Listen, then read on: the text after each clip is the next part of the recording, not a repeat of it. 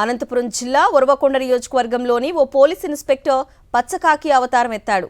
ఎవరైనా పోలీస్ స్టేషన్కు ఫిర్యాదు చేద్దామని వస్తే పచ్చ కండువాలు వేసుకోమని ఆదేశిస్తున్నాడు. పచ్చ కండువాలు వేసుకుంటేనే వారి ఫిర్యాదులు తీసుకుంటానని తేల్చి చెప్తున్నాడు. ఫిర్యాదుదారులను టీడీపీలో చేరాలంటూ వేధిస్తున్న ఆ ఇన్స్పెక్టర్ బరతెగింపుపై ఓ లుక్కేద్దాం. ఏపీ మంత్రి పయ్యావుల కేశవ్ నియోజకవర్గం ఉరవకొండలోని కూడేరు సర్కిల్ ఇన్స్పెక్టర్ టీడీపీ కార్యకర్తలా మారాడు.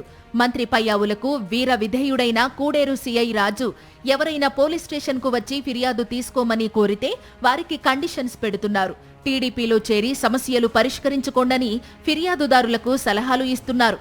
ఇటీవల ఓ రోడ్డు వివాదంపై ఫిర్యాదు చేసేందుకు వచ్చిన ముద్దలాపురం గ్రామస్తులకు ఇదే చెప్పారు. టీడీపీలో చేరాలంటూ వారిపై ఒత్తిడి చేయడంతో సీఐ రాజు బెదిరింపులు తాళలేక టీడీపీ కండువాలు వేసుకున్నారు ముద్దలాపురం గ్రామానికి చెందిన కొందరు వ్యక్తులు.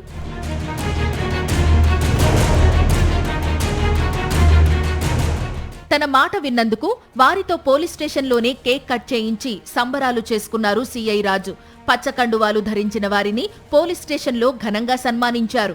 ఈ పోలీస్ అధికారి తీరుపై ఉరవకొండ వైఎస్ఆర్సీపీ సమన్వయకర్త మాజీ ఎమ్మెల్యే విశ్వేశ్వర్రెడ్డి మండిపడ్డారు. కూడేరు సీఐ రాజు మంత్రి పయ్యావుల కేశవ్ తొత్తుగా వ్యవహరిస్తున్నారని విమర్శించారు. సీఐ రాజును వెంటనే సస్పెండ్ చేయాలనే డిమాండ్తో ఈ నెల 13వ తేదీన ఎస్పీ ఆఫీస్ ముందు ధర్నా చేస్తామని ప్రకటించారాయన. పోలీస్ స్టేషన్ పేరు మార్చుకోవాలని సూచించారు. నేను అడుగుతా ఉన్నా, అసలు పోలీస్ స్టేషన్లు మాదిరి వ్యవహారం జరుగుతూ ఉందా?